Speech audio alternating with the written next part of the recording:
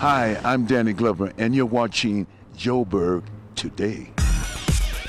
The Israeli-Palestinian conflict is one of the longest-running conflicts in the modern era. It continues to dominate world interests and stirs people into emotional responses.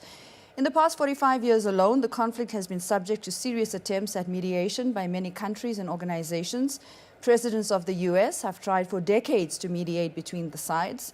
Heads of government from all over the world devote their attention to it. There have been tireless efforts made by both sides to resolve the conflict. Leaders have come and gone to the region, and innumerable books and studies have been produced around this conflict. So why does it remain unresolvable to this day?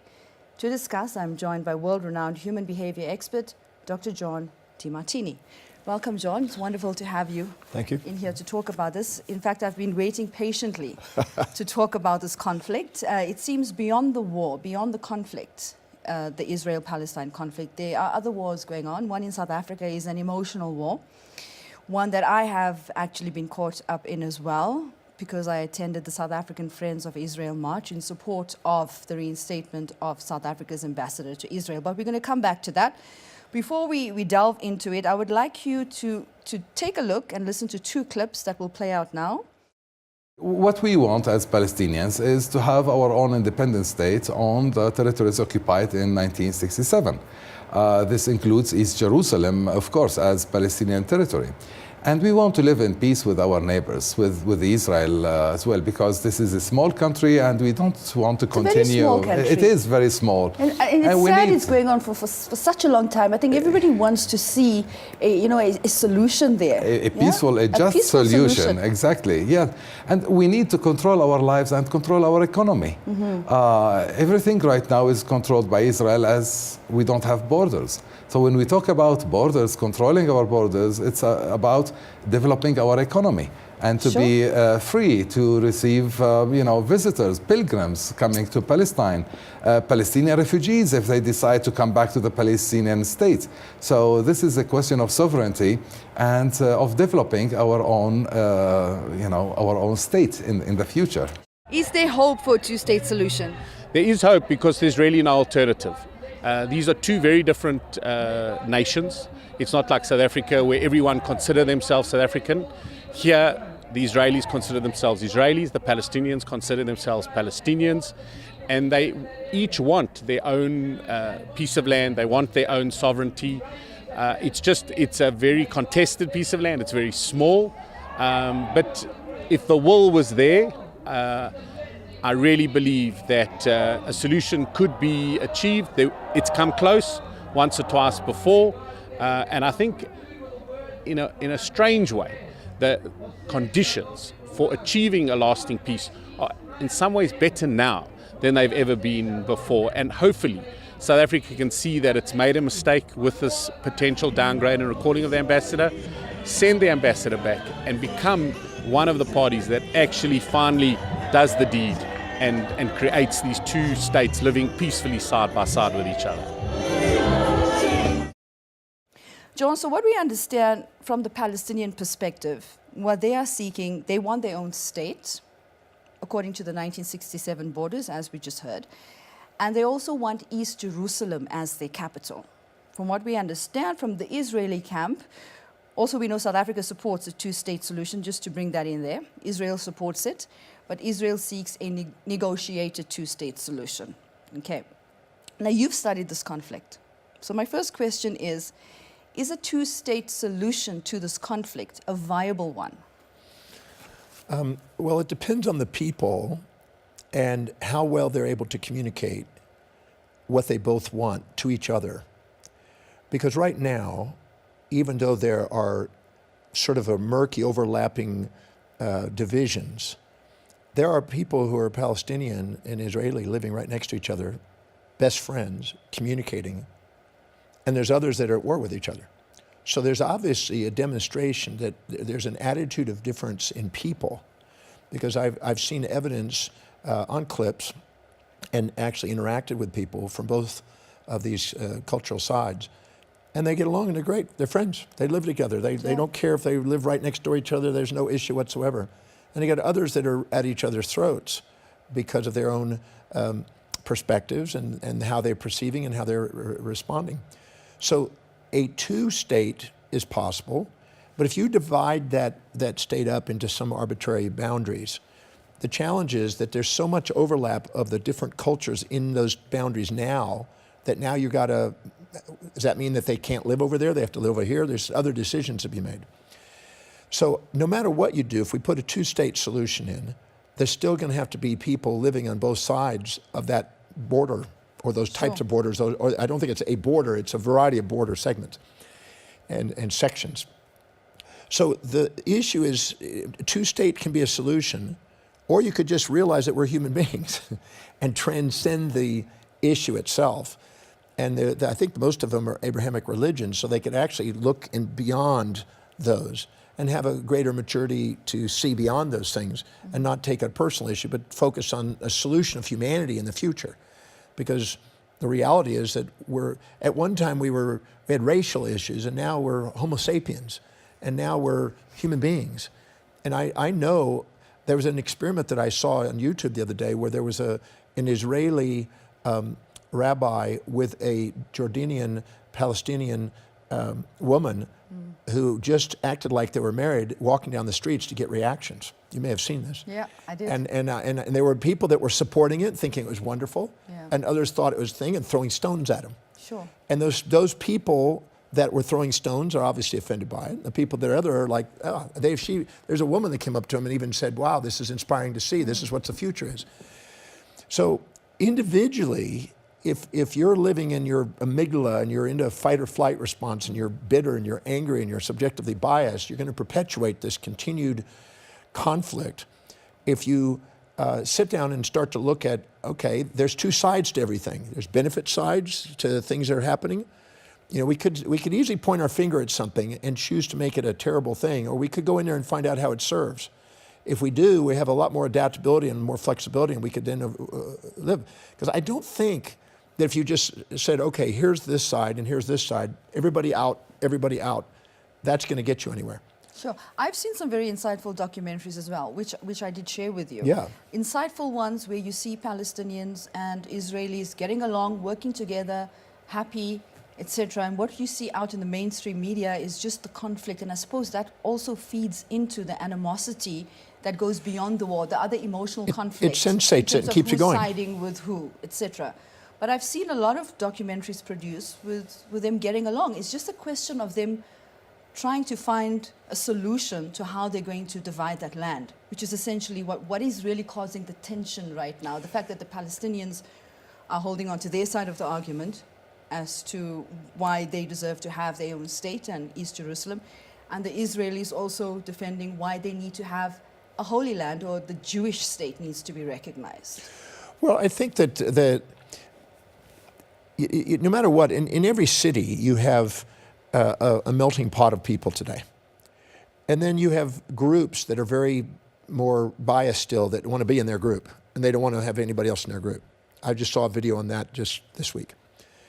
But you also have people that are living in the same building. I know of a building in a major city that probably has 40 different cultures sitting inside that one building.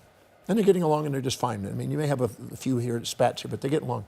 So we don't want to just label it the Israelis or the Jordanians or the Palestinians. I think that's just labeling a big, broad thing that's not true.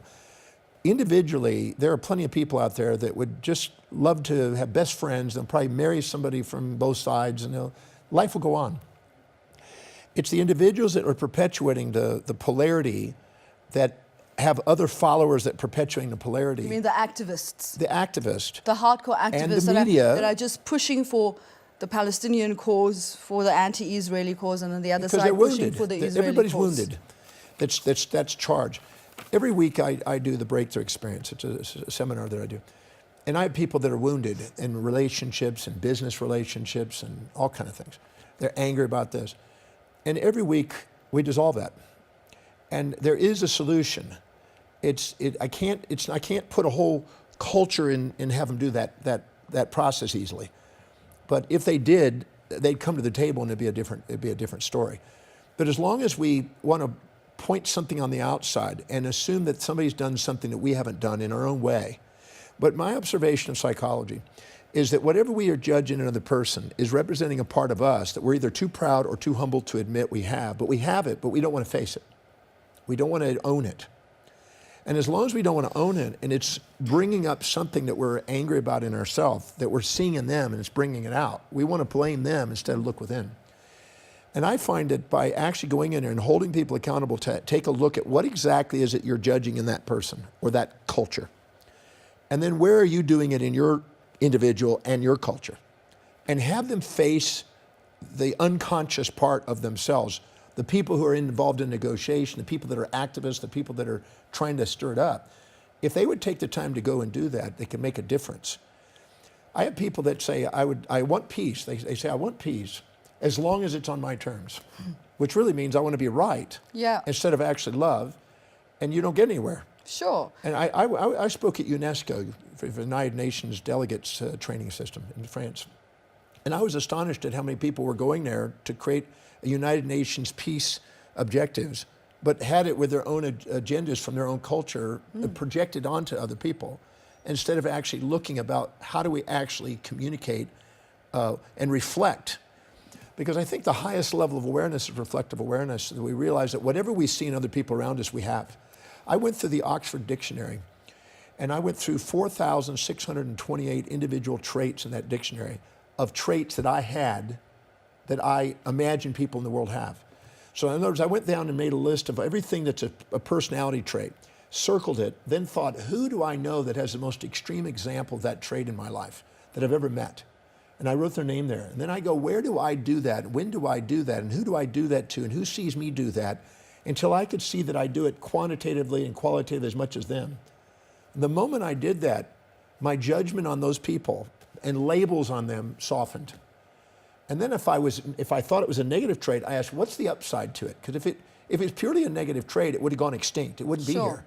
It has a purpose. What's the upside? And it would level my subjective bias on the trait and the label, and it would allow me to be more accountable in my perception. And the same thing for the trait I admire. What's the downside? Because usually if we're infatuated, we're blind to the downsides. If we're resentful, we're blind to the upsides. And if we ask questions that bring unconscious information conscious and be fully conscious, we just appreciate people. Because nobody's worth putting on pedestals or pits, but everybody's worth putting in hearts.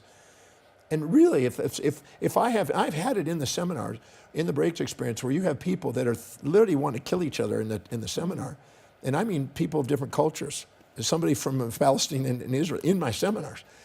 And I actually do the exercise on them, and they're hugging each other at the end. Yeah, and I think that will happen because, I mean, I've done your breakthrough experience. So listening to you talk about it now, I appreciate it more, having done that experience. Yeah, because there's nothing that can go on in your life that can't be loved. Sure. And appreciated. I have to share this. I was in Northern Ireland, in Belfast, and I was asked by Martin and Mary McAleese, she was the president at the time, and her husband, to do a pilot study on a conflict between Northern and Southern Ireland.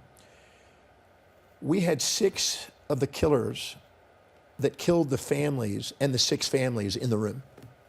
So I had 6 women left that have no husbands or sons now. They've been killed.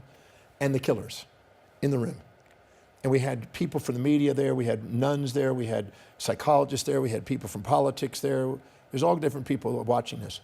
And I had a day to try to resolve the conflict. The morning we did the method, my Demartini method, we did that method. And that softened and made people own what they were disowning and see things that they were denying in themselves. Because it's the first thing you do if you're in a conflict with somebody is to go, what are they doing and where do I do it? Because as long as you've done it, but you're too proud to admit you've done it, you really don't have a right to judge somebody for somebody because it's you, it's a reflection of you. We only get upset with it when it reminds us of something we're wounded by inside. So I made them go in there and do this on each other, and that softened the table. And then the one woman had her son and husband killed by this one gentleman. And the gentleman that killed him was there in the room. And I had her come up, and I did the grief process on that. And had her go in there and identify when her husband's gone and her son's gone, who took on the roles, what was the benefit side of that, because we just assume it's a negative side, but there's always 2 sides to it. When I got through, to my surprise, and everybody in that room's surprise, she walked over to the guy that killed them and put her arms around him. So it's holding people accountable to look at all the objective information and transcend the subjective biases that have accumulated that tends to make it emotional and allows it so you can negotiate and have resilience and adaptability and to move forward and to hold a bigger vision. And it is doable. It's the question is are the leaders going to be taking the sides and they're interested in the votes of the people who are active and charged that actively vote? Or are they interested in an overall power and making their life history transform? A politician is thinking immediate gratification is going to go to the people and just get a gratification. A person who's a real long-term visionary is going to know that this is something that could be historical, and they're going to actually have more impact on the world by thinking a bigger vision on doing it. Because ultimately, every city is going to have people of every culture in the future.